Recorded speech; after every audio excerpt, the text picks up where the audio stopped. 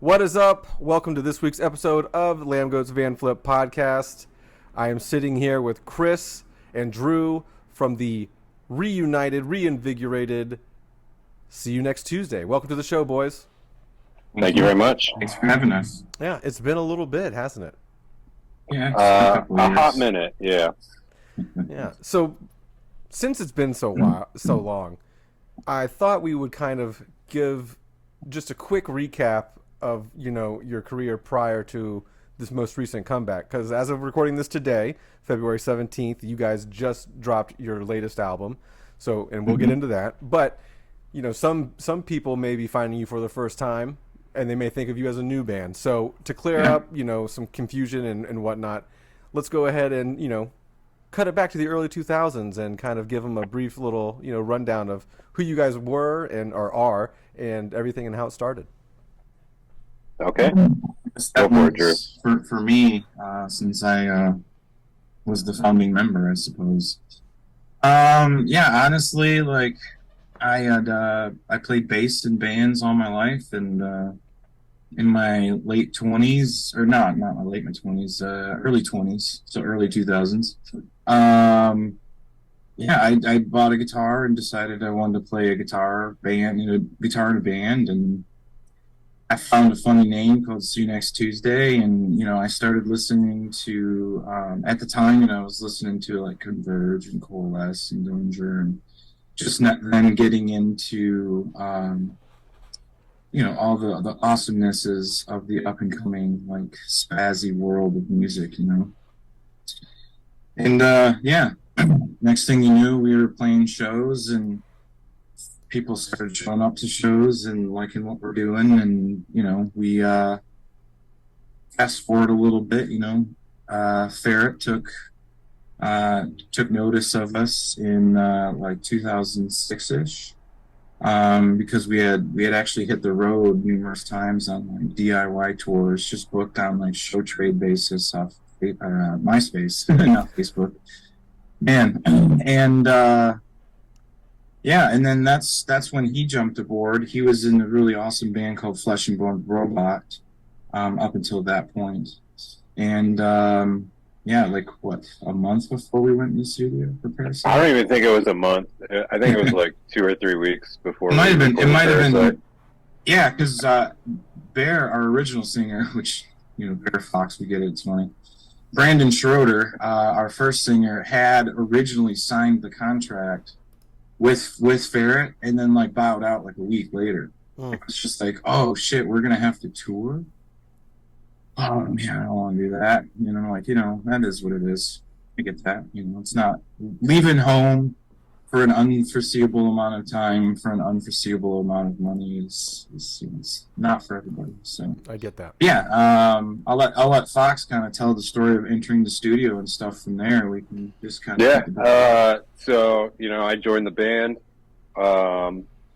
We recorded Parasite a couple weeks later, and then from that point on, we were just on the road, touring pretty much nonstop. I think we had an average for a couple years of 10 months touring a year. I think that was just 1 year, but was that just 2007? Okay, and then I think it was just 2007. We spent a lot of time in the studio, and then a lot of like overseas shit. Yeah. But yeah, I mean, we tour, we'd get home for a week, we'd leave again. We'd tour, we'd get home for 3 weeks, leave again. It was fucking insane. And we toured with so many fucking bands. So many awesome bands too. Just bad. Like Red Chord, Through As the Dead. A couple shitty ones. Yeah. Hey now. Nobody's shitty. It's just you did some earlier tours with Black Dahlia as well. So you've toured with a lot of people that have gone on to become bigger names in the scene and everything. So yeah, and this was like way earlier. We never toured with Black Dahlia. Oh, you didn't? No, weirdly enough, from being like both Michigan bands, and like Alan is like our best friend. He comes to every show of ours. Like the only show we played with Black Dahlia Murder was like Bottle Rocket Fest 2004 or 2005. It was in this abandoned warehouse in Detroit. they Fucking still awesome. wore girl jeans when they played. And I remember Tosin Abasi was in Reflux. Oh yeah, I remember that. And they played too. And I remember we set up merch right next to them. The whole time I just watched Tosin fucking sweet pick, and I was like, Jesus, this kid's younger than me, I think. Yeah. And he's just practicing. So, like, even before I knew who he was already inspiring me. So thanks for that, Tosin. Yeah, I remember Reflex doesn't get brought up that often because it's very, very obscure. But they were from Georgia, and I'm based out of North Florida, so I also was amazed by when I saw them play. There was like a local show down here or whatever, but it blew me away because I'd never seen anyone play guitar like him, especially a person of color in the scene. Because at that time it was 20 years ago, and it wasn't as prevalent as it is now. But that was mind blowing, and it always stuck with me. And then when I saw him with Animals, I was like, holy shit, of course. Yeah. So, but continue. Sorry, Drew. Sorry, Drew. Continue. No, that's okay. I don't even know where we're going from there. So I was just correcting you about the Black Dahlia thing, as much as we'd love to. So obviously, Black Dahlia, if you're watching this, please take us out on the road. We live with you. Yeah, they're back. Yeah, we live real close. We're really close. Maybe you guys can share. Maybe continue on. But I mean, we were just, we released intervals maybe a year later, and we still continued to tour. But then, we ran into a lot of shitty situations that really fucked us money wise, and then we just had to stop because we couldn't afford to keep going. Really, yeah. I want to get into that a little bit as we get through the years here. But you guys, correct me if I'm wrong again, because obviously my research is crap. But you guys formed around 2004, and like you said, 2006, within that time frame, you guys got picked up by Ferret, which at the time was one of the bigger independent but well-known hardcore metal labels. When we got that email from Carl, I remember I was looking around, and sitting in eyesight of me, I saw on a Life Once Lost record, and I saw on Every Time I Die record, and I called my bass player, the bass player at the time, Travis, and he did the same thing. He was looked around. He's like, dude, I can name 3 Ferret bands that are on posters on my wall, and you're telling me that they're going to put out a record? I'm like, I'm all right. Yeah. So it was huge to us, man. The roster was just... I was so jealous when I found out you guys got signed to Ferret, because I was in Flesh and Blood. I was like, these motherfuckers, Yeah. So how did that come about? He just noticed you because of the relentless touring, and he just dug the band, or did you shop demos and stuff around? I think the Summer Sampler, which is now sells for $50 on eBay, and I'm so sorry to our fans for that. It's ridiculous. That was something that I printed, I ordered those, and we'd either give them out with a purchase or some for $5 at shows, and we printed several thousand of them. And we lived in Michigan, so DIY style, we only did 2 trips to California and back, doing just look up a band on MySpace and go, hey, you play a lot of shows in this area, ever going to be in Michigan, we'll trade shows. I run a venue here, this garage that I live in, called the Very Awesome Garage, because we like vagina references. And so that's what we just did. We just offered show trades, and eventually, people started recognizing us. Some of the bands that we started crossing paths was, like you said earlier, we all kind of came up together, Sawtooth, Number 12, we just... big move. From a Second Story Window, all these bands were all happening, simultaneously. Yeah. So I think it was just, record labels were stupid not to start recognizing what was going on. And, Victory was one of the first, I feel, that was just, a mirror. You know what I mean? And it was just, everybody was like, holy shit, remember that Amir band that was trying to play Acacia Strain songs? No offense, because I love Amir, don't get me wrong. It's new metal, deathcore beautifulness. Yeah. But I don't know. Keep going, Fox. I'm just rambling at this time. I believe it's good. He was going over the timeline now. Yeah. Oh, okay. Yeah. Let's keep going the timeline. Well, you can always interject with time, because Yeah, I I only get have you. I only have certain hot points. So but you guys write the first, you guys write your first record, you write your second one, and then Chris, did you come in on the third one? You said right before they started heading into the studio, correct? Well, For the first record. For the first record, first actual studio record, Parasite. I joined, like I think either like 2 or 3 weeks before, like officially joined 2 or 3 weeks before we went into the studio. Yeah, interesting. that was like the tail end of 2006. And so, is the rumor true that you guys had to record that album twice because it was deleted the first time around? Not the whole thing. Not the whole thing, though. No. So we did. It was around Christmas time, and we are trying to bust our ass and get this thing out by early 2008. Obviously, I had mentioned that labels were cherry picking awesome bands that we were coming up with. So I mean, that's just in a nutshell how we got cherry picked. We were active and up and coming. So whatever. Yeah, Ferret wanted to get a move on. So they're like, I know it's Christmas time. Are you dudes cool with this? You'll do 2 weeks before Christmas, come back home for a week, go back out for go back out. Sorry, you'll spend your New Year's in Richmond, Virginia, whatever. We made a lot of really good friends down there. So when we had gone home for that week and came back during that period of time, I guess there was some sort of like power issue or something that happened in Richmond. Mm-hmm. And his hard drive got fried, and his backup hard drive got fried. Thankfully, it was only 2 weeks into the process, so basically, it was all the drums were tracked, and I would say like 60 to 70% of the guitar tracks, and just minimal amount of bass. I don't even think Fox had started because he was still writing the lyrics, because our previous singer didn't share any lyrics with us. When he quit, he was just like, these are personal. I don't want to share them. But he had already written like lyrics for the actual material that you had written for the record that would be Parasite? Yeah, so all the songs in Parasite we had been playing for years, well before Fox was in the band. So Bear had been the singer for years, doing these songs live, and we even recorded the 3 of them on the Summer Sampler, the 8 Dead, Portable, and Star Claw Hammer Majiggers. All the song titles are just references to pop culture and movies and stuff. They're totally irrelevant to the titles. It was just a shtick that I nodded my hat to uncreativity at the time. So I mean, we weren't given the lyrics at all, so Fox had the challenge of rewriting everything. And I mean, obviously he's been a vocalist for long enough, and he's a natural poet anyhow, and he's got like a book of stuff, but he had to whip that out and like make everything fit to the wackiness that we were doing in Parasite.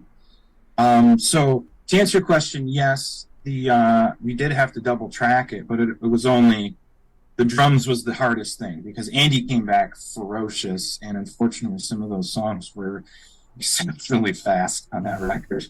Notably, like the 8 Dead, None If We Count the Fetus, and Here Take This Pill. Like, he came back and was like, "Are you kidding me? Like, I gotta redo my drum parts, all of them." I was done. I was ready to just sit here and watch you fuckheads do this. So it was fun. It was a fun process. Who paid for the extra time, or did you have to?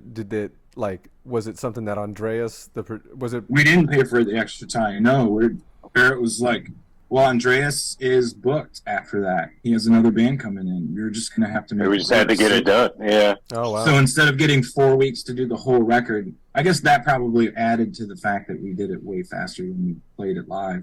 Yeah, I mean, we had everything pretty dialed in by the time we had to go back through. Like, we figured out what we were, settings, all that bullshit. Like, everything was pretty set in stone, and we kind of, that made the process of re-recording everything a lot faster and a lot better, so. I got you. And compared to like that, like writing process where you're in the studio for weeks on end and whatnot, how different is it from this last album that you guys recently recorded and just released? So what was like, did it take longer, shorter, or, because you guys had some time off, so I don't know how long these songs have been written or in ideas of, Right. Well, I mean, I as I mentioned before, Parasite were songs that I had written over a long period of time. from the spawn of the band, you know, we wrote a handful of songs, and then I wrote 8 Dead Knife Not Thieves, and that was kind of like the first song. Actually, it might have been Here Take This Boat, one of those two. That was like when we kind of like found our sound type of thing. But it wasn't until 2006, December of 2006, that we recorded those. So I wrote that entire record over the course of, you know, a couple of years. Intervals was a collab.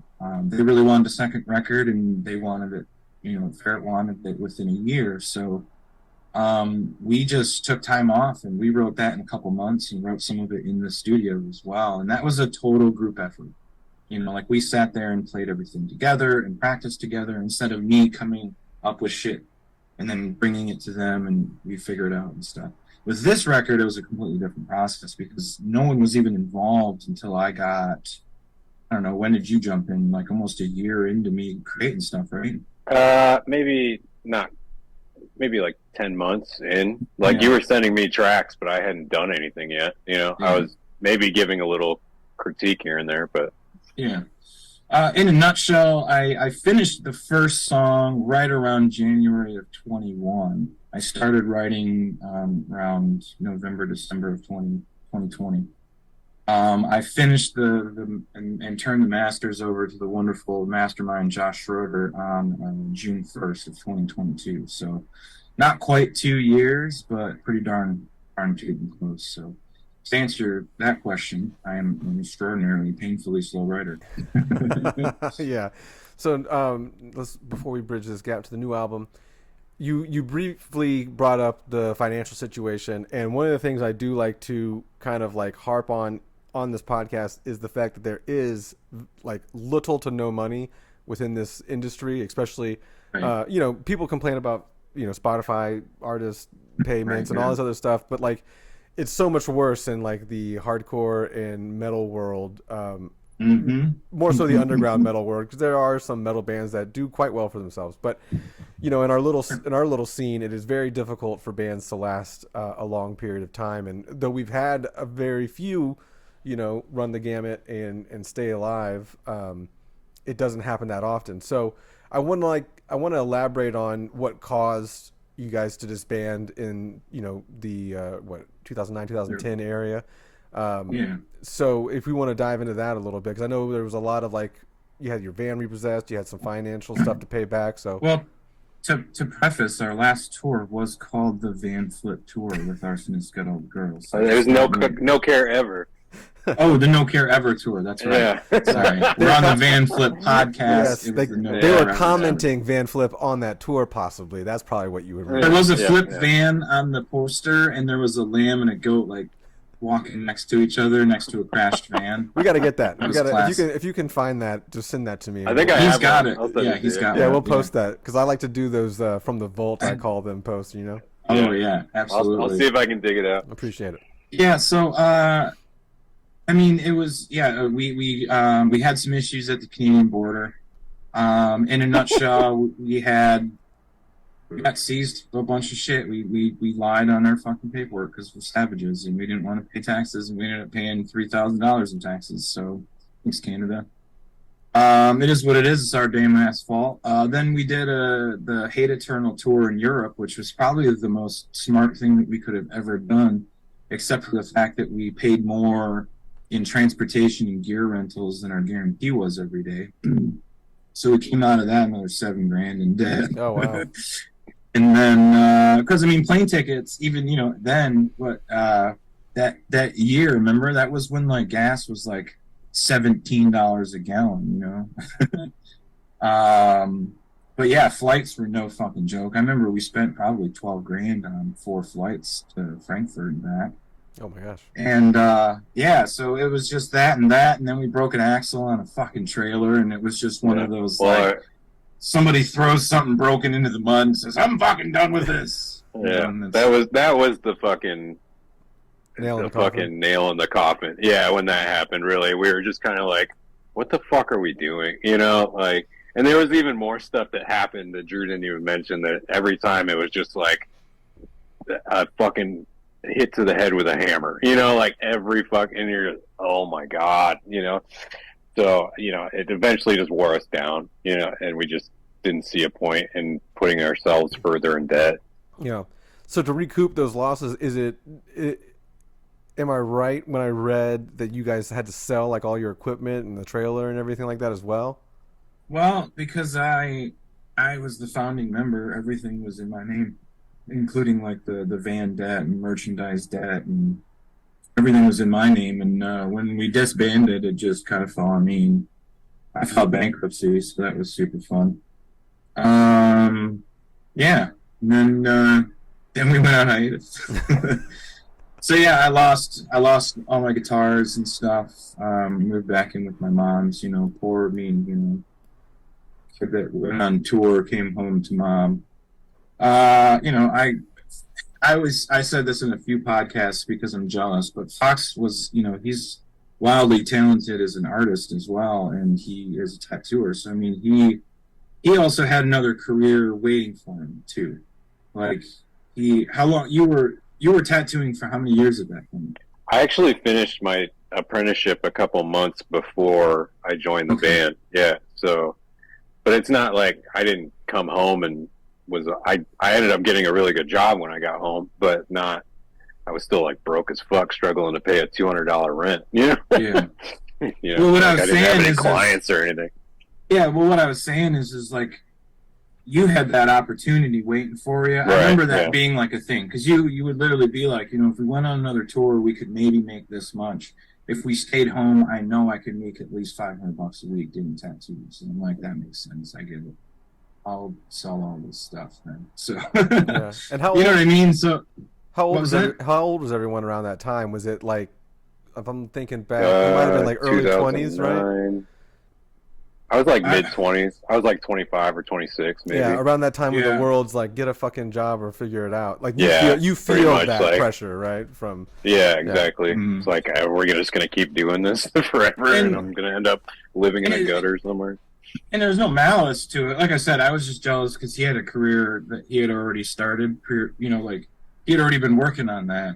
When the band broke up, dude, I went and worked at Hot Topic for 3 months. And then I ended up getting a job at a Guitar Center, which later turned into a career because I ended up running a damn Guitar Center for 7 fucking years. Nice. Yeah, so that was super cool. You know what I mean? Where he's back there, like, buying up tattoo shops and shit. So interesting. So, were you approaching the band as like a business at that point? Like this, because again, this is early on, and obviously, you guys formed the band at the same time I formed my shitty band, which did nothing.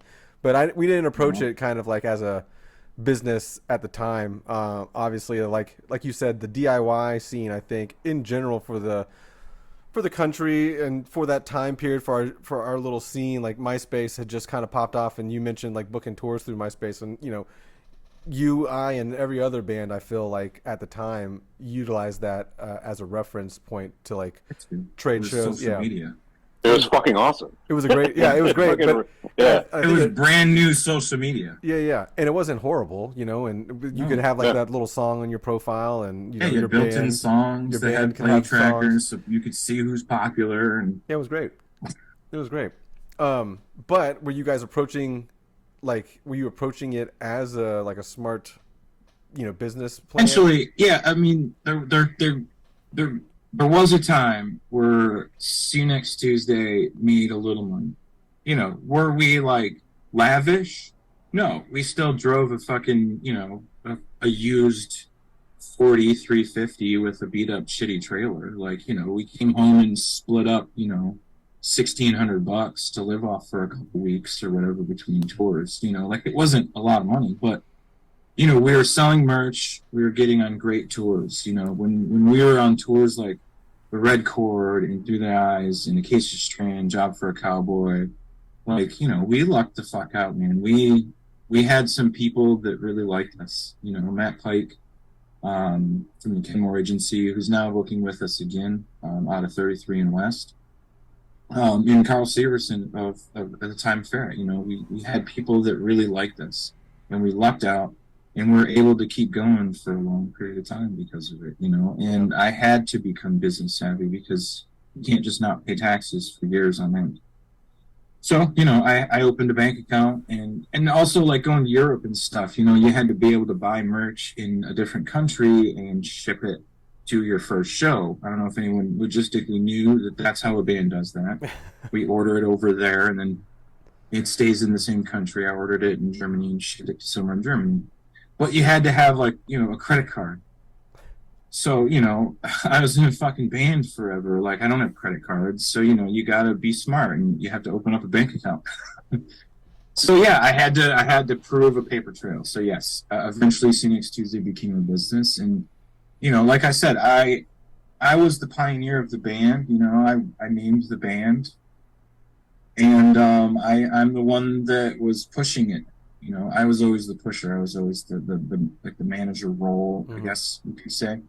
So it was like it was no problem for me. I didn't bat an eye at taking on the responsibility, and I'm not bitter about having to file bankruptcy either. I'm sad that I had to sell some guitars that are now worth small fucking fortunes. Yeah. But if you can go on Reverb right now and find a 1980s Creamer Night Swan in a red sparkle for less than like $7,000, it's probably mine. So it's got a broken headstock. It was repaired.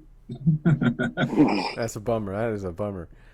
So Chris, before we jump into distractions and bridge that gap again, you had to rewrite the lyrics for the final album with Ferret. Like, how difficult was that how difficult do you think that was for like the fan base? Because obviously they may be used to hear for Parasite, you're saying? Or sorry. Yeah, for the first album. Yeah.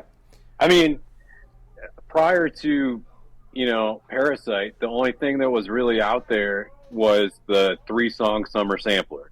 So that was what kids typically knew. Who knew us. And what I ended up doing was taking my lyrics and matching them exactly to the vocal patterns of the songs on that, since they were already known, So they sound like very similar. I did my best to match it up as much as possible to what Bear did. Besides that, like, I never heard a complaint. I mean, yeah, the rest of the songs weren't recorded anywhere, so there wasn't. Yeah, it wasn't. We had been playing them live, and it was different for us, but no one fucking knew. Yeah, it's also a different time. Like, the videos aren't popping up on YouTube as frequently. Yeah, exactly. Yeah. No. Everybody's rocking, razors. Yeah. Razors, Seriously, flip phones and shit. Eventually Sidekick. Sidekick. What a time. The hardcore scene, the fucking aim on a Sidekick was the move. I remember that. Dude, the sickest shit, dude. Yeah. I remember when I got mine actually in the studio recording Parasite. It was fucking awesome. Because I flushed my phone down the toilet in the studio on accident. Yeah. Trying to T9 text on that razor. Yeah, dude. I was like, fuck. So, speaking of rewriting those lyrics, did you kind of keep kind of the same, content structure that the previous singer did, or did you were just like, I'm just gonna? I don't know what the fuck his lyrics. We never knew. Nobody knew. Okay. Yeah. Interesting. I never saw any lyric sheets. You can't understand what the fuck he's saying. It's. So I just took shit that I had already written, mostly in preparation for writing with Flesh and Blood Robot, and just adapted it to See You Next Tuesday. I'm just now remembering. Sorry. Go ahead. Sorry. Drew, go ahead. No, I said he was whipping out his little poem book and flipping through. Yeah, I just had like a book full of shit that I had already written, and I take half of what I wrote for another song or a poem or whatever, and just extrapolated on that, to make it fit with, the See You Next Tuesday songs. So. Yeah, you saying your old band name again, but I guess in full, reminded me or triggered something in my head from 20-something years ago. I think you guys, and correct me if I'm wrong, I think you guys played here, Flesh and Blood Robot, either in North Florida, South Georgia at some point in those early 2000s. Both. Yeah. Yeah. Probably a couple times. The Imperial? Do you remember? We actually we played the Imperial. Okay. I have the flyer for that show. Yeah, that's probably the show I'm thinking of right now then. We actually broke down after that show, and we were stuck in Florida for 5 days. Oh, fun stuff. Fun stuff. Yeah. So let's get to Distractions, the new album that you just released today. So congratulations on that. Yeah. And welcome Thank back. you very much. Welcome back, boys. Thank you. So you guys had this thing. I know you guys met. You had like a one-off show within the 2010 to 2020, and then you kind of got back together ish in like 2015. But did anything really transpire from that meeting that you guys did till 2020? I mean, we had a couple shows that we played. We ended up playing this really cool beer festival in Pittsburgh, and a couple other random one-off shows. But other than that, like, not really.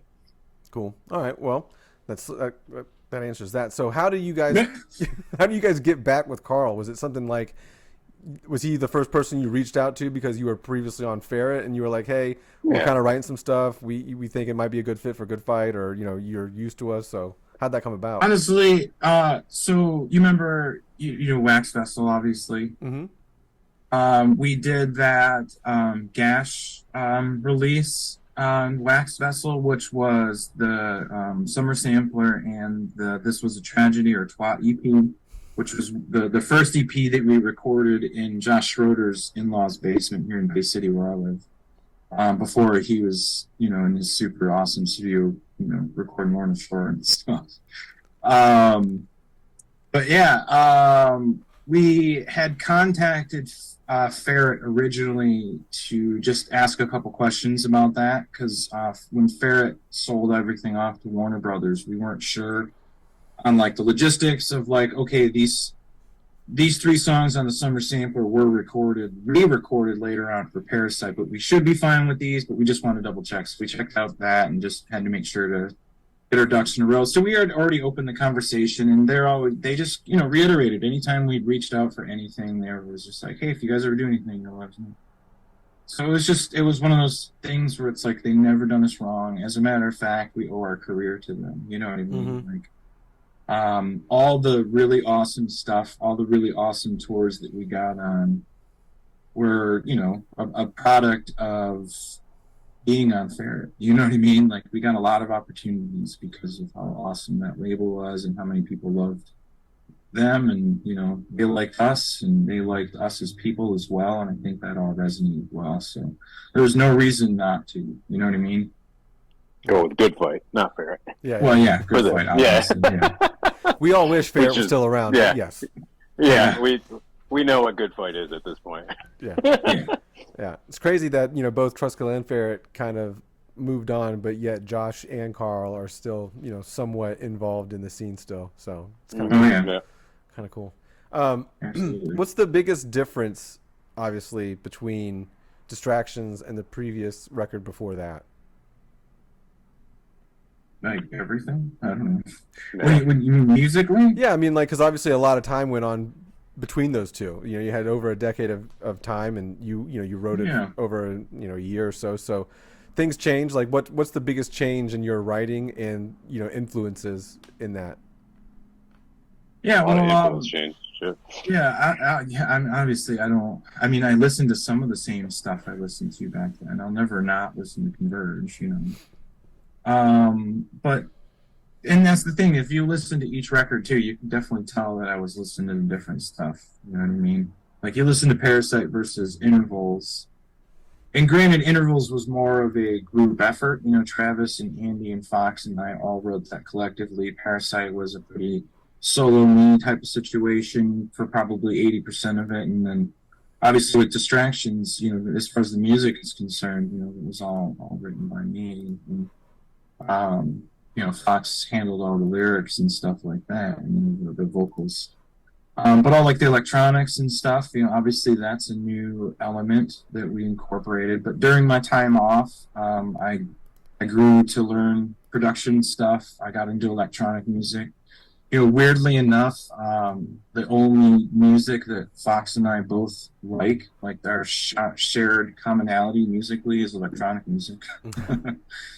So that was kind of a no-brainer to try to incorporate to some manner. Plus, it's mind-bogglingly fun how fucking cool it is to make sounds turn into something. Maybe if not, sometimes it just sounds cool to go. What kind of electronic music are you guys fond of together?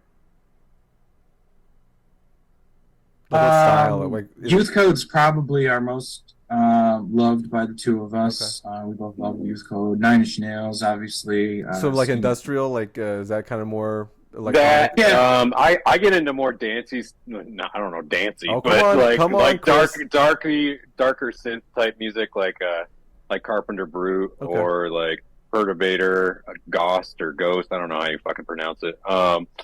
Shit Not like Ghost. that. Not Ghost, Ghost.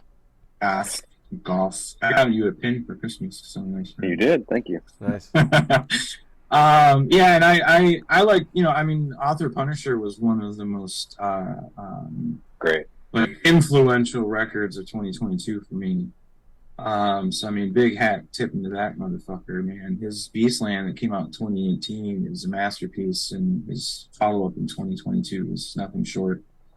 But yeah, I love, the Pet Brick, the Body Full of Hell stuff, the Harsh Noise stuff's really fun. To call out another Michigan band, Cloud Rat did an entire record that sounds nothing like Cloud Rat. They just were here in town. Or not here in town. What's that? They were just down the way in Gainesville. They just came out of Florida. They just yeah. With Soul there's this shitty little bar where I live. They live in Mount Pleasant, which is about 40 minutes west of me. And there's this tiny little bar out there called Rubbles, and they did a home show a little while ago, and they did their electronic set. Then they had a couple other bands play, and then they played their grind set. And it was a masterpiece. Great company there. Great people. Awesome. But to stop talking about other bands. But yeah, that we like the dark, fun stuff. Like I'll say it again. Electronic music is a way to be innovative. Like a guitar plugged into a 5150, guys, there's only an infinite amount of notes you can produce. Like at least switch the amps. Nice. But no, man, what I'm saying though, like they're like with the stuff that like Full of Hell and Body do together. Right. That stuff is just, you listen to that and it's just like, it's definitely not for everybody. Don't get me wrong, I understand that. Same with us. We're not palatable for the masses. We're not Taylor Swift. That's a good thing. But it's, you can listen to Distractions, you can listen to The Body, and you can listen to that stuff and go, I've never heard anything like this before. That's for fucking sure. Whether you like it or not, it's moot. But at least with those elements, it adds something fresh to the palette. You know what I mean? Yeah. I was gonna say, because I listened to it quite a bit leading up to this week, but it definitely is a good mix of early See You Next Tuesday with whatever it is you guys are now, because there is, you can definitely tell that there's a difference now, but this is the first that we've heard of you guys in over a decade, right? New material, recorded material. So it was a good it was refreshing that it wasn't completely different, but you still kind of held you still kind of held yourself to the standard of your previous recordings too, so in style. So well, I'm a mailman by day. I walk about 8 miles a day, so I listen to a ton of music, and I've never stopped liking hard to listen to music really. During my time off, I spent a lot of time either learning electronic music. I programmed electronic music for a while. I tried to make my own shit. It didn't really go anywhere. But I also spent a lot of time playing upright bass in the jazz trio. And like 20s gypsy jazz style, like swing jazz, Django Reinhardt style. So I played upright bass for years, and a lot of that changed the game too, because it's like, I always call it the daughter's chord, this guy, everybody, that guy, right? You know what that is? It's a major 7 with nothing else in it. I know that now because I was in the jazz trio. I'm not trying to like toot or anything. It's just like, you have to be, the guy that ran the trio that hired me for a few years is brilliant. And I would be remiss not to walk out of that more intelligent musically. I tried to absorb as much as I could from that man. Jim Pagel's his name. I could, So it's like that type of stuff. Like I'm older, I've learned more. I didn't just, set my guitar down 15 years ago, or just play the same See You Next Tuesday songs over and over and over. I played in many different bands in a very large span of music. So I think that it's I appreciate what you said, by the way, Yeah. saying that I definitely wanted to retain the energy of the previous records. And I think inherently my brain translates that to familiarity to our fans, which is wonderful. I'm glad it panned out that way. Honestly, that's why we picked Hey Look No Crying out of those 13 tracks. That was our first pick because we're like, you know what, this one I feel, well, Fox and I talked about it. We both felt it was the biggest hat tip to our older stuff. Like previous See Next Tuesday fans, because, you know, we didn't think upon release of this that people were going to actually care. You know, we thought it would literally be like, you know, 14 or 15 people that still like See Next Tuesday, you know, like Right. half the people that bought the Wax Vessel thing that we put out. So we're like, well, we got to put something out at first that our old fans, because they're not going to like necessarily what we're doing now. So let's make sure we put out something that they're going to be like, oh yeah, this is pretty solid. And then people actually fucking like it. So, whoops. What was the what made you guys want to put a new album out? Was it just the playing the shows, or like just getting back into it, getting the taste for it, and then you were like, oh, fuck it? I'm gonna, if you don't mind, I'm gonna try to do a short version of this because I have since done a few long versions of this, and I'm not trying to just be poor me on every podcast I get on. No, go ahead. Distraction started for me in October 19th of 2020. I had my last drink of alcohol. I had a lot of stuff happen. My wife and I both ended up finding ourselves succumbed to the liquor, to put it bluntly. And she found the strength and sought help, and a few days later I followed suit, and the two of us made it out alive. And she's a very artsy woman as well. I'd like to preface with that. She took the photo for the cover art, did the makeup and stuff for the model and stuff on the cover art. And she does like stained glass and all this wonderful stuff. And her and I, we just unanimously decided we need to focus on something. You know, we needed something else that's not going to be running to the liquor store or whatever. And I was also a mailman during COVID, so I worked literally 70 hours a week, not an exaggeration. Again, I'm not trying to be poor me or anything. I don't ever want to come across that way. You know, it's just... It's the story. It's a hard story, you know, to share, and it's not like I'm embarrassed about it. I'm literally still emotional about it. You know, it's something that only happened, you know, 2.5 years ago. Mm-hmm. But I owe my absolute life to this woman, Lauren, and I said this before too. If anybody sees her, she's our merch girl at our shows. Yeah. If you like the new record, thank her for it because she absolutely pulled us through. And she said, buy yourself a guitar. You know, that Christmas of 2020, she said, find yourself a guitar, something really nice. And I was like, you know what? I've always wanted Paul Reed Smith. So I did. I bought this guitar. Nice. Thanks to Clint from Sweetwater. You couldn't use any of your Guitar Center pull for some discount. Oh fuck no! I don't walk in there. I got fired from that place. Oh yeah, it's probably not a good idea then. No, that's a long story. That's for another day. Yeah, no problem. So yeah, I bought this guitar. She told me to buy a guitar, and it really just became, you know, I had a computer and I used Ableton, and I've recorded some stuff, and I had my room like soundproof so I could make my electronic music that went nowhere. And I started fucking around with guitar tones and stuff, and then I was like, you know, I'm gonna buy an HM2 because that's fucking cool. That's if I ever wrote anything heavy, I guess I'd have to use an HM2 because Ron Sound does, and they're cool.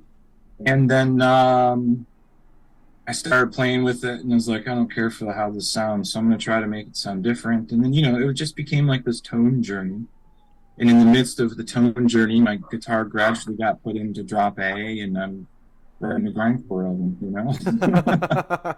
So my family is home. My dogs are barking. I apologize. That's fine. I honestly didn't hear it until you mentioned it. But oh, okay. They're coming for me. I don't know if you heard the fucking police come by. But they're coming for me. I live on Main Street now, downtown Jacksonville, and I live next door to everything that's could be loud. So it's fucking perfect for podcast recording.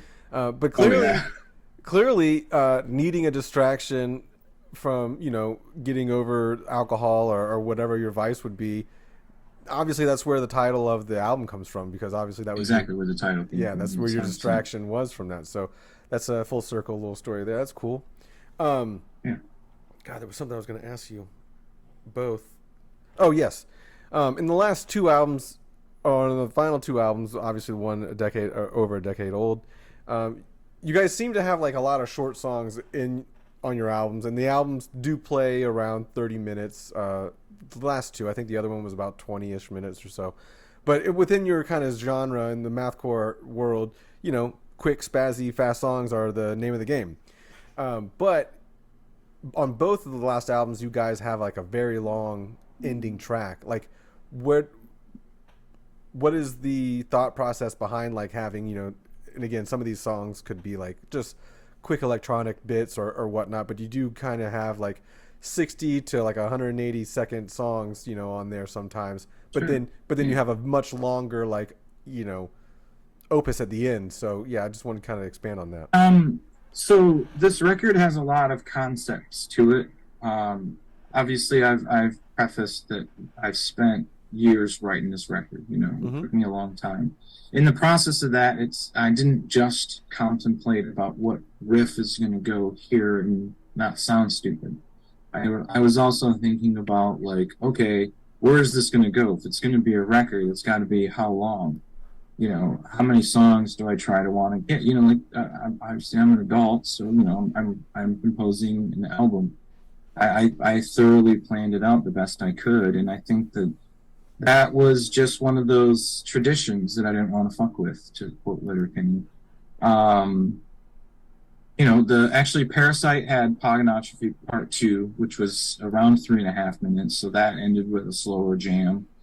January and On at the end of Intervals is actually only 10 minutes because it had a fuckload of ticking clock sounds that was supposed to say that we're going to put out another record, but we just, never got money to do so again until now. But yeah, it was just kind of, I was like, you know what, I think it'd be a really cool idea to end the record with a longer song. And then really, really early on in the process, I was like, man, with the popularity of vinyl and like the wax vessel thing, I was like, I think we need to make something unique that'll make people interested in the vinyl. And early on, I thought of the idea of having a slow side and a fast side. So for those that have the vinyl or have seen it already, I don't know if you're getting yourself a copy or not, but tracks 1 through 12 are on side A, and track 13 is the sole survivor on the B side. So that was a concept that I did from the beginning. Now that song itself has it was kind of a distraction of the distraction too. That was kind of like my procrastinating distraction. As if you think about a distraction in a positive or a negative way, like a distraction from liquor is obviously a great thing because it keeps me from going off and drinking. But a distraction from getting this album written can be negative, and that was Strange Music, unfortunately. I wrote that from pretty much the entire time I was writing the record on the side. I was composing that song because it's fucking hard to write something interesting. It's so boring. Slow music, which, there's bands out there that just encompass that. Right. Like Menra, bands that can just be so doomy and paint such a beautiful picture simultaneously, musically. And, I wanted to make sure if I was going to put something out that's that long, that people just didn't go, well, it was fucking long because it was long, It's neat you put that on one side, but yeah. I really wanted to focus on it. So we took our time. Fox actually, believe it or not, he sat down and did that song in like one take. Just was like, I got this really long story, I'm just going to go for it. So it was actually like the perfect end pass to this situation. So I took a year and a half to write the one fucking song, and he did it in an hour and a half. Yeah. Where do the what do you call them? The clips, like the I don't want to call them ad lib clips, but they're like, you have samples in there. Like, where do those come from, and like what's everything on the record I made. Okay. In my home studio. The voices. You didn't make the applause sample.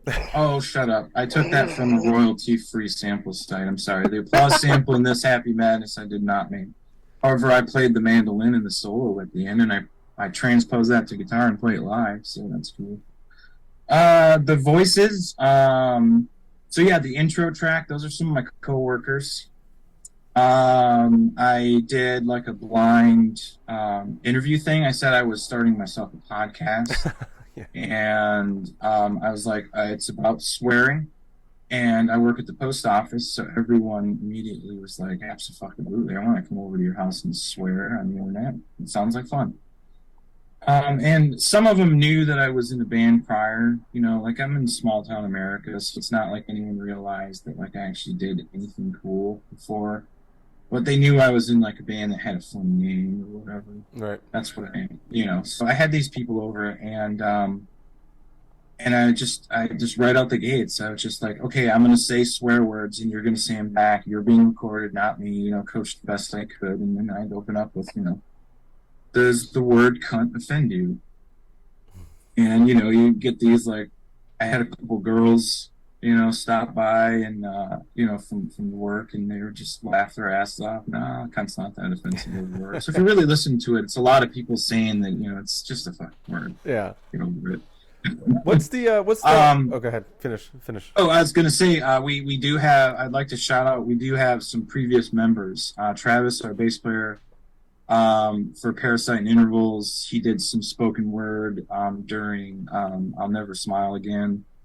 His wife was present there. Adam Karpinski, our guitarist, when we used to have two guitar players way back when, he was our second guitar player, and only second guitar player. Anyway, with your next question. Yeah, my thing was going to be like the the references that you mentioned earlier. The garage obviously spells out vag. You said something about twat, and now obviously the band's CUNT or SY next Tuesday, but it's a play on the words cunt. So like I want to know like where that humor or where that comes from, and is that just something that is an ongoing thing, like will be an ongoing thing since we've grown up? It's just a little stupid bit. Inside joke. Yeah. Fox hates it. He would love for it to go away. Oh well, I get it. Yeah, I mean, being almost 40, it's hard to be like, yeah, I'm in a band called. I mean, like it really. I feel that. It really Whatever. just started as being like fucking, this is like a marketable thing, like literally like we wanted to be noticed in some way, and you had to. I mean, look at band names right now, like you have these great bands with dumb names, like, you can't read them and stuff, but that's just what it is, man. It's a shtick. Like, we had the illegible logo. I mean, not that our logo is like super legible right now, but you know what I mean? Right. Like, it was a shtick, and it was funny, and now it's just like, I mean, we're running out of 4-word acronyms. We've used twat, dash, cunt, badge. Will it continue? Who knows? I don't know. I mean, they're like fart jokes to me, man. Like, so it's, live in infamy. But also at the time when you guys were around, it was a much different, time and climate and everything. So very different. Yeah. It's dangerous of you guys to be out there now with that name. But we were kind of wondering about it at the beginning. But I mean, it's if fucking Carl Urban can say cunt on fucking The Boys, 1 million fucking times, like, why can't we have a backronym as our name? Like, who gives a shit? It's just a fucking word. It's not like we're not using it in any derogatory way, really. Yeah. I definitely agree that there are certain words that are off the table. Like Oh, totally. Yeah. But like, I think that cunt in particular is a word that in certain countries it's wildly used. Oh yeah. Like Scotland and the UK. Like those people throw that word in Australia. They throw it around like it's no big deal. We use the word butt, and they use cunt. Like it's to them it's nothing. So because of the fact that there's a large, influential countries in the world that drop that word like it's nobody's business, it's not something that's going to be overly offensive, I think. You know what I mean? Like, that's just my stupid opinion because I live in small town America, but at the same time, like, you know, no one seems to really give a shit. I mean, most people are just continue to play on it, like we did the cunt down to distractions, you know? Yeah. It's just dorky shit that, I don't know, man, like, people love novelty, and it's fun to give people something fun.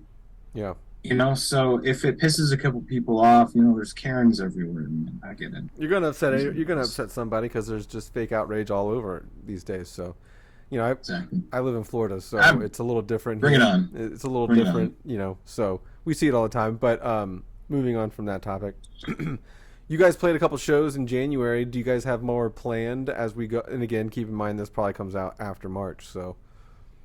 Well,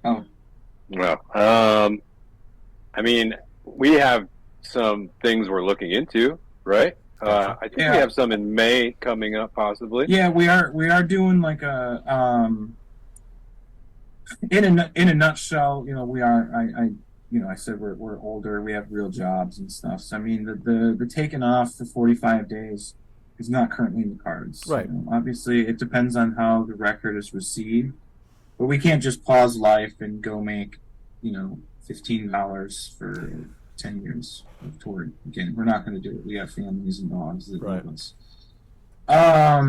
But with that said, we do have in May, towards the end of May, we're doing 4 days with the band Meth.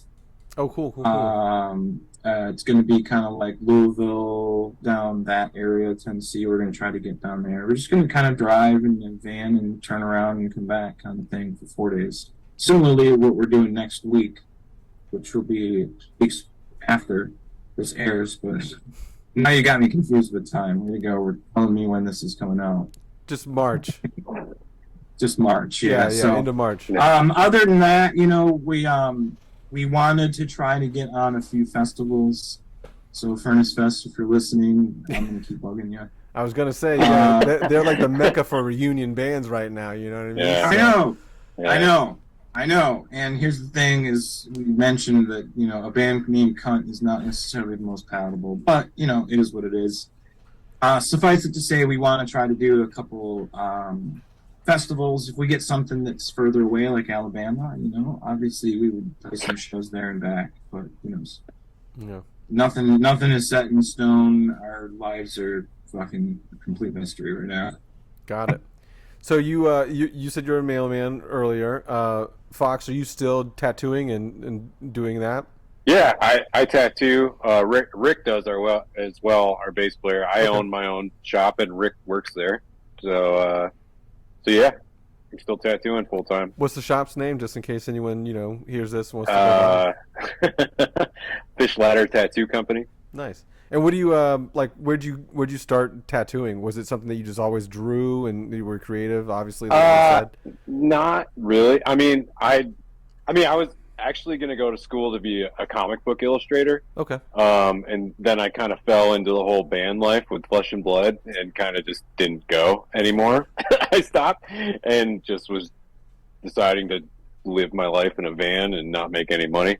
But I started getting tattooed soon after. Like, I met a bunch of tattooers through the band and started getting tattooed. And then I'm like, this seems like a pretty legit way to make money and not really have a lot of rules, you know, governing my life. Right. So I just kind of fell into it, thankfully. And then, I ended up getting an apprenticeship right before I joined I had a 2-year apprenticeship, but, you know, I got an apprenticeship at a biker shop and finished that up right before, you know, I joined See Next Tuesday. And it's, you know, while I was, you know, at the beginning of See Next, or all that whole time with See Next Tuesday, like, I really wasn't tattooing a lot because I was fucking touring, you know. So I wasn't, like, really doing that great in my career. But once, you know, it went on hiatus, that's when I really focused my life as a tattooer.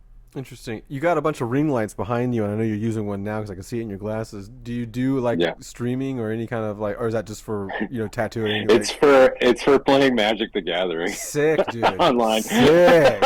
Now we're getting You see all somewhere, my fellas. Oh, I did see those back there, and I was like, that kind of looks like Windows Start menu or something like that. So I can't see Those exactly. are all my what they are. decks. Yeah, interesting. Yeah, Rick and I are pretty into Magic. Do you play any other card Weirdly games? enough, I used to be. Yeah. I mean, I also was. Yeah, like when I was in middle and high school, I definitely played Magic. Were you a Star City Games person? Did you come up during that time? I have no fucking clue. I wasn't Okay, super so big. no. I was like, it was just Magic the Gathering at that time, and it was like Oh, okay. it was still like the black edged cards, and I guess at some point they went white edged too.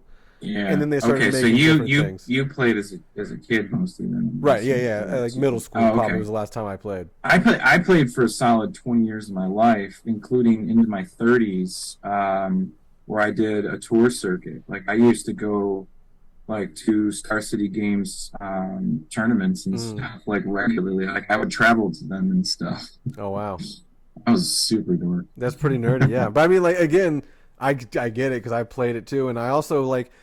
I didn't play Magic, but I did actually try to play Magic recently in the last like 5 years, but on the cell game, the cell phone okay. game. Mm-hmm. Oh, the arena shit. Yeah, the arena. But I, Yeah. for some reason, was playing Hearthstone more. Oh, You know, okay. I think that's the Blizzard version of the Magic game.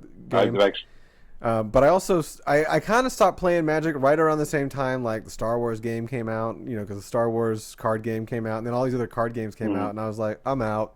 And I just kind of stopped playing. But I also did play the Pokemon card game when that came out too, or collected them, I should dude, say. a lot of those cards are worth some fucking serious money, man. Oh, I know, yeah. I Crazy. mean, a lot of them. I never got into it, but it's wild. There's the same with Magic though, right? They have Yeah, a lot of I mean, money. totally. Oh yeah. I'm blowing $200-$300 a cart. You know, like there's upwards to 40,000-50,000. So let's get weird with it because I've always had these questions, and I don't meet a lot of grown men that play Magic anymore, unfortunately, especially that are willing to spend $200-$300 a card. But like, so let's say you're searching cards online, obviously, right? And then like, there's a price for the card. What is the limit as to what you would spend? And then like, do you actually use the card? Like, do you buy these cards to use them within your deck, or do you? Fuck just, yeah, like, I'm playing that shit, man. Okay. Well, I don't know if you had like a $300 card and you were like laying it I'm not down gonna all the time. Well, you know? I mean, if I fucking blew like 10 G's on a card, I'd just be like, cool, I have the card. I'm gonna put it in a frame, and then I have a proxy for it, and I will fucking, But yeah, I'm gonna play Is that the allowed? card. Is that allowed? Like I have this No, card not in with a me. tour, not in Okay. a tournament setting, but in casual for sure. Okay, interesting. Yeah, my business card is going to be whatever the fucking card is, and trust me, I have it at home. Well, they have like sleeves that you put the cards in, and there's like because when I played the tour circuit, I played a tournament, a format called Legacy, which was specifically old cards mixed with new cards. So like the power level was insane because like rules change over the years type of thing. But yeah, I mean, I would have like a $400 card in the same deck with a 25-cent card. But you just learn to shuffle your cards in a certain way so you don't get the creasing on them and dork shit like that. You didn't even think about pile shuffling. shuffle and you don't ruffle shuffle, you pile shuffle. You can't see it, but you'd put like 8 piles and then you'd mix that together. You never riffle shuffle your cards. That's like fucking touch someone else's cards and riffle shuffle and you're losing a hand. Insane. Insane. Drew, I think you kind of like you're a mailman. Yeah. You like jazz, and you like weird, obscure music. You probably like a bunch of regional bands in your area, right? Like old regional sure. bands. You could be Like like what? old regional bands from your area. Well, I live in the middle of nowhere. There's not really any bands from my area that aren't like the 3-cent beer band. No, I mean like Michigan, that area, like Michigan. Oh yeah, well yeah, that well, area, obviously, yeah, okay. You could definitely like pass for our editor, Colin. He is the exact same, but he lives in like upstate New York. So he's also a mailman, listens to jazz music, and likes a lot of obscure regional bands from the New England area. So Oh yeah, all right, yeah. he also posts on the message board, but I'm not gonna Oh, call out is his it name. an I'm sure he loves us. 69 420? Yeah. Nah, I don't know. He probably doesn't love you guys. To be honest with you, he's into like Yeah. the shit that he always is talking about is That's just what I'm like saying. the worst to me. I like he likes the slower, drony, sludgier type stuff, but then he'll come with like like recently he's talking about he's been listening to a lot of These Arms Are Snakes, and I was like, I swear every time I bring it up, I think you make fun of me for it, but it could be one of the other million bands that I try to talk to him about that he makes fun of me for. So yeah. But I have a weird question for you guys, so we can kind of go off topic. Okay. What do you guys have TikTok or Instagram? Yeah, I have Instagram. So you're familiar with like the Reels or the TikTok videos, right? You know what I'm talking about if I bring I know what they are, yeah, right. for sure. Do you ever watch any of the Reels or any of the videos on Facebook or anything that you get like, you start doom scrolling those things? I want to know like every once in a while. I want to know how fucked your algorithm is for those. Dude, mine changes so frequently because here's the thing is well, actually, no, Fox and I are both kind of the same way. We're not really like public people on the internet much. But he runs our Instagram and I run our Facebook. So like when I'm flipping through Reels at 2:00 in the morning when I can't sleep, like I'm on our band's page, which we follow Lambgoat and every other metal zine and right. Bands that we like and stuff. So the algorithm's really fucky. It's a lot of Maddie Matheson. Yeah. That type of stuff, Yeah. it's a lot of that. It's weird, but it changes every day. It's funny you brought that up because I talk to my wife about that constantly. We always talk about our internets, because I'll be like, man, weird as shit today. All day long, I've been getting videos for fucking this, whatever it is that day or whatever. I'll be like, yeah, just like these tattooed guys that swear a bunch and cook, like all three of them that are popular on the internet all of a sudden showed up on my Reels for the day, So every once in a while you get like a bunch of like girls that are half naked and you're like, what the fuck, where's this shit coming from? I was watching drum videos, man. Like get out of my algorithm. Yeah. Like I'm trying to sit here and watch somebody show off that they can do triple stroke rolls at 800 BPM, and I flip the next video and it's some chick wearing Lululemon. It's like, get the fuck out of here. Yeah. Mine's not like that. Mine is definitely a cursed algorithm at this particular point because Instagram, I don't have TikTok, but Instagram will show me something, and I have like ADHD and stuff, so like I have a million questions about like what is going on in the video, like who's filming that, what's the reason they're filming this, is that person that they're filming, do they know what's going on? And then I'll have so many questions that I'll spin so long on the video. Then Instagram's like, oh, this guy likes this stuff, so let's keep sending him more of this cursed shit. So like I got all sorts of like disabled people on my stuff, just gross things on my stuff, people getting hurt really badly, a lot of like languages I can't read the text of, and just people doing wild ass shit in the Middle East or in some other kind of country. So I didn't know, like I get on my personal Instagram, zero music stuff, zero girls stuff, zero. It's like they just know like, hey, we're gonna keep this fucking guy asking a million questions in his head, and I have to put that phone down because like I had like there was like a drag, like a drag, people dressing in drag. Yeah. There was like a group of people that were in this troupe or whatever, but they all had like Down syndrome. They all had like different levels of Down syndrome. So it was like that came across my feed, and I was like, that blew my mind because I first off never even associated people like that dressing in drag and didn't even think that was even possible or whatever. But then I started looking at it so much at the time, I'm like, oh my god, so it comes up all the time. And then it was like people with Down syndrome cooking, and again, like I was like, who's making these videos? Who's making these videos and who's putting it out there? What's the point of it? I've never seen those videos on my internet. Well, if you want to friend me on Instagram, my friend, I will send you some videos. I don't have Instagram, but we can be friends in real life. That's fine. Yeah, we can definitely do that. Yeah, hell yeah. Well, we've kind of come to like the hour timeline here. Oh, sure. I was going to ask you a couple of ChatGPT questions, but that's probably not accurate. We found over the course of doing these, I've asked a couple questions that ChatGPT just makes up and hallucinates information and dates and all sorts of shit. So we'll move on from that. But do you have any other things that you kind of want to plug? Obviously, you just had the Distractions drop today, so by the time this comes out, we'll remind everybody about that. But anything else in the near future other than like the shows in May or anything that you guys got going on personally? I got some stuff. Go for it. Yeah, sure. Go for it. I'm pretty sure that there's going to be a wax vessel release of the Flesh and Blood stuff pretty soon. We're in talks. They're getting it sorted out. Pretty excited about getting that stuff back out. I guess that's it for me, though. Yeah, I'm going to write that down. I have to write down Flesh and Blood Robot so I can check that out again, because I'm pretty sure, dude, that there's I've seen you guys before. 3 really good songs, and then the rest are like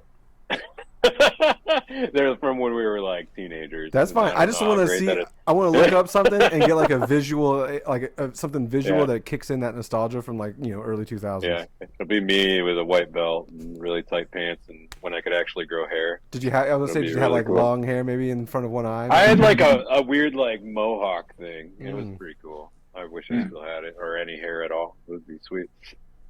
I got hair once. Yeah, thanks. Cool. Well, other than that, album, shows. Yeah. Hopefully, we'll be playing, a little bit more towards the end of the year. Trying to get a little bit further out than just like our region. Yeah. It's just that everything's up in the air right now with what we can do, and if we get offered something that makes it worth it for us to take time off from our fucking adult life to go do something, if Cannibal Corpse was like, hey, what's up, or if Red Court does something, or then we might reevaluate, but well, hey, Converge is always touring. Yeah. I wish, That's the man. It'd be weird. I got so many Converge tattoos on me. So we played with it one time, and I don't know. It was awesome. That's. But yeah, everything's up in the air right now. As of right, everything's been kind of culminating to this release. So it's really now it's like we get to see what happens, because like I mentioned earlier, you can't bills don't just stop when we decide to go on tour for X amount of days. We have to. Right. Everything has to be calculated for us, because we do have jobs and limited time off and limited ability to do that, and I'll say this, it's amazing the support that we're getting thus far. You didn't say it all during this interview at all that you liked our record, but I'm just going to put that out there. I've listened to it all week, guys. I've listened to it all fucking week. We got a review coming out like either today or Monday. Trust me, I just said it's a nod to the old material, and it's got some new vibes to it. It's a great record. Yeah. Well, coming from the owner of a website that, traditionally has hated us, I appreciate that. It's a new, it's a new chapter. It's a new chapter over here. We're trying to not be as nice, but I have don't let the comments go away, man. Nope. They're funny to me. Nope. And my wife really it's like pastime. Her and her kid get together and read every time something comes up on your website, they get so excited. Yeah, well, we definitely got to get a Reacts. We'll do like a Reacts thing next. Well, I'm telling you, we got to get my wife involved. She will make for a great video. Yeah, She's a very charismatic girl. Who is it? Who's the PR person for you guys? Alexa. Yeah, Alexa. Wordless. Yeah, so Wordless. I'll get it with her, and we'll try to arrange something like that so we can do that. Anyway. Yeah, not to cut you off. I just wanted to say, as a closer, we wanted to thank everybody. Obviously, the response that we've gotten thus far from not only previous fans but new fans, and all of the zines, you guys, and the PRP and Brooklyn Vegan, just to name a few. All these zines are giving us respect, and I really appreciate that as well. And it really goes to show that people out there still are fucking awesome to give a shit about us, and continue that, please, because if you want to see us tour, which we do, I'm not trying to say that we're not going to with our jobs. I'm not trying to give excuses or anything, but really, like, we're going to do everything sitting here. Over the next few months, we're going to put up stuff on YouTube, do some playthrough videos, maybe play some Magic together and we'll online with each other. We're going to play some Magic on YouTube. Definitely got the You want to play, bro? I mean, you're gonna. I'll send you a deck if you want. You're gonna kill me because you got all the $1,000 cards, but we could try. I know what mana is and what all the. I know, I'm vaguely familiar with how to fucking play. But yeah, I mean, basically what I'm saying is anybody out there, like, we weren't a band that was active this whole time. And that sucks that stuff happened to us, that we couldn't have put out records. But in 15 years, if we had sat back and maybe put out 2-3 records in the meantime, we would be in the same level of, with a lot of our peers that came up during that time, so we appreciate every single person that has continued to like us and is growing with us, like seeing our social media actually get likes and stuff. That's big because, again, we weren't around that whole time pushing our social media. We have a YouTube channel that has loads of fun content because we're goofy dudes that are really excited about what we're doing. And we got, 600 followers. So go follow us, man. Like, that's the kind of stuff that's going to help us get out there. Having more fans is going to help us get to the fans that we have that don't exactly live in a 20-mile radius of Basic Machine. So, and thank you, everybody, for being cool. One last question now, because I thought about it, because you were saying the reception of the record, and you guys have been releasing singles in the last couple, months in general. Sure. Do you guys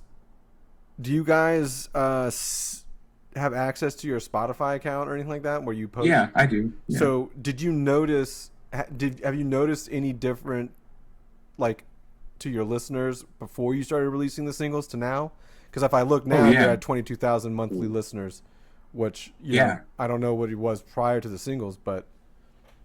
When I turned in the masters, I wrote it down because I was curious. So June 1st, I turned the masters in. Just around 3,000 followers on Spotify and on Facebook. And, obviously Spotify is over 20,000. Facebook's up to like 7,300 or something like that. Yeah. We're trying to be active. You're trying to make up lost time. It's stuff like that people don't realize that, like it's because of COVID and staying home and jamming online, and even since MySpace, really, like it's a game that the internet controls, and we're on a Spotify playlist. We're on the All New Metal playlist for like a week. And we got so many plays, more than we've ever seen in our entire lives, even more than probably the release day today, just because we're on something. So Spotify, if you're listening, please put us on more fucking playlists. I don't care who's on it. Put us on with Metallica or fucking Slipknot. I love Slipknot. You were on the New Metal Monthly playlist a few times. Every time, I mean, we post every song that we post about. We throw in a monthly playlist. I appreciate that. Yeah, I really do. Actually, like, when we found out that we were going to do this podcast, I was really, really excited because I've noticed that you guys have been really supportive. So I appreciate that. Like on social media and stuff, you guys have been nothing but great. You interact with us on social media, and I think that's try, really man. cool. I try to pick up where Alex couldn't, right? Because Alex had a whole, and I don't mean to say this again on the fucking podcast for the millionth time, but Alex had a whole situation that he had a full-time job and a full-time family with multiple people in there. So he was one man trying to run this whole thing, and I have a team of people that I work with. And I do digital marketing, and I come from that background from the MySpace days. I just took all those skills of like networking and doing, like, because I was in the band. I was in a band, and I was the band dad too. And I made all the graphics. I didn't write any of the music. I had my take in because I was the vocalist, but I had my part in the music writing. But it doesn't fucking matter, dude. We're not even gonna. I'll tell you. I'll tell you afterwards. I'll tell you. We'll end this and email me your band camp later. Good Lord. I'm a mailman. And I have a lot of time on my hands, so I like listening to the bands. Yeah, well, I'll send you the dog shit that we made. But anyway. Oh yes. Yeah. So it was. Just, the fuck was I even talking about? Oh yeah, no. I try to maintain. Not talk about Alex. I was trying to maintain, you know, and do more and expand. So like we are trying to just cover more things. A lot more reviews are coming out. You know, more features, more interviews, podcasts. And you guys have been great though. We really appreciate. Yeah, and then again, like you know, a lot of that comes from like I know that you guys were around back in the day when I was, you know, when I was visiting Lambgoat, because I've been visiting for a long time.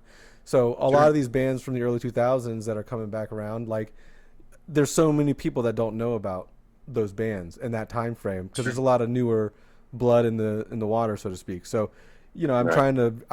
One of the biggest goals of Lambgoat for me is to help Lambgoat continue on, bridging the gap between the old and new and old. So like I want to bridge. I want to bridge the guys that have been visiting the website for 23 years. I want to bridge them with some new bands. You know, they're not going to love Lorna Shore or you know, fucking Spirit Box and all these other bands that are coming out, but they'll like some of them.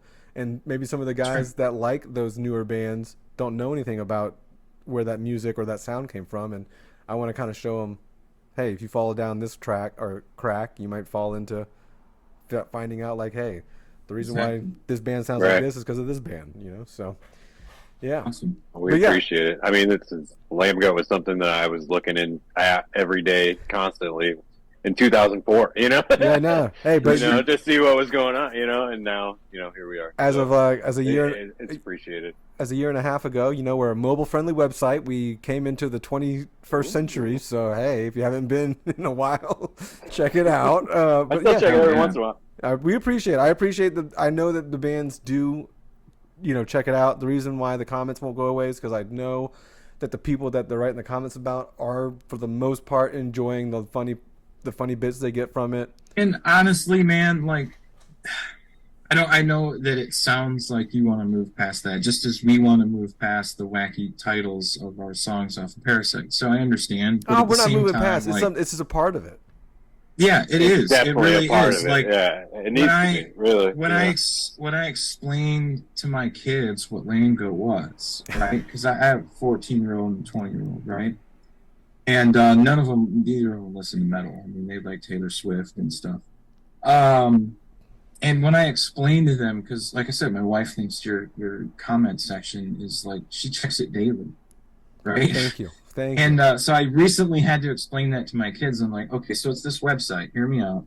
That no matter how good a band is, they allow anonymous users to give their feedback on everything that they post. And literally both of them are like, yeah. And it's like it's a throwback to when the internet was a certain way. And there's not a lot of, you know, anonymity on the internet. So to have that available, it's a burden and a plus. You know what I'm saying? So like, it's a good and bad thing. Don't get rid of it. You know, I try to moderate it, but I also try to like let a lot of stuff fly. You know what I mean? So we'll just be you're not Elon Musk, man. Don't start twittering and Lambgoat. No, we're not. We're not going to do anything. We're going to keep it the same way. On that note, we'll end it here. And if you guys don't mind just sticking around for a hot second, I got a couple things afterwards that I want to run by you or talk to you about.